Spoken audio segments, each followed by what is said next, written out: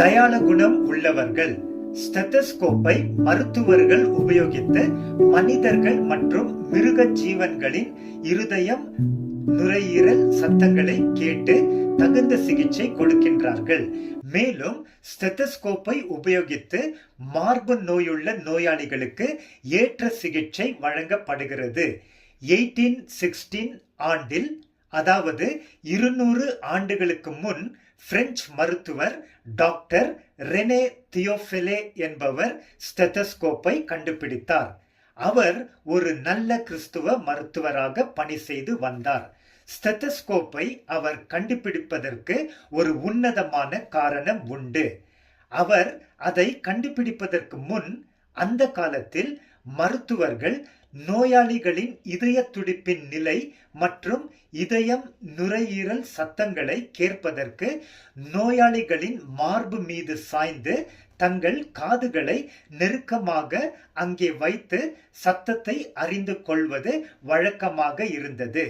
தேவ பயம் நிறைந்த டாக்டர் ரெனே தியோஃபிலே அவர்களுக்கு பெண்கள் நோயாளியிடம் அவ்விதமாக செய்வது கூச்சமாக இருந்தது. மேலும் அது தவறென்றும் அவருக்கு தோன்றியது. இந்த வழியாக இதயத்தின் சத்தம் அறிவது நிறுத்தப்பட வேண்டும் என்று தீர்மானித்த அவர் தொடர்ந்து யோசித்து செயல்பட ஆரம்பித்தார். தேவன் உடைய உதவியால் ஸ்டெத்தஸ்கோப்பை கண்டுபிடித்தார். அவருடைய இந்த அருமையான கண்டுபிடிப்பு எவ்வளவு நன்மை அளிப்பதாக இருக்கிறது.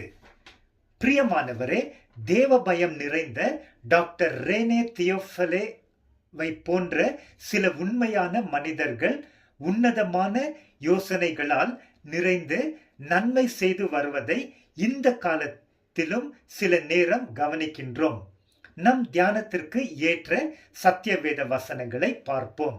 தயாள குணம் உள்ளவன் தயாளமானவைகளை யோசிக்கிறான், தயாளமானவைகளிலே நிலைத்தும் இருக்கிறான். ஏசாயா 32:8.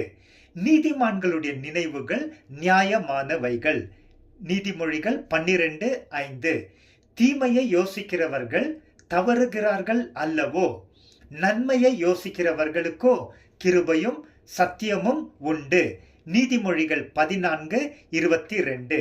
பிரியமானவரே, தேவ கிருபையால் தொடர்ந்து நாம் தயாள குணம் உள்ளவர்களாய் நல்லதை யோசித்து நல்லதை செய்து மற்றவர்களுக்கு பயனுள்ளவர்களாக வாழ்ந்து தேவனை மகிமை செய்வோம்.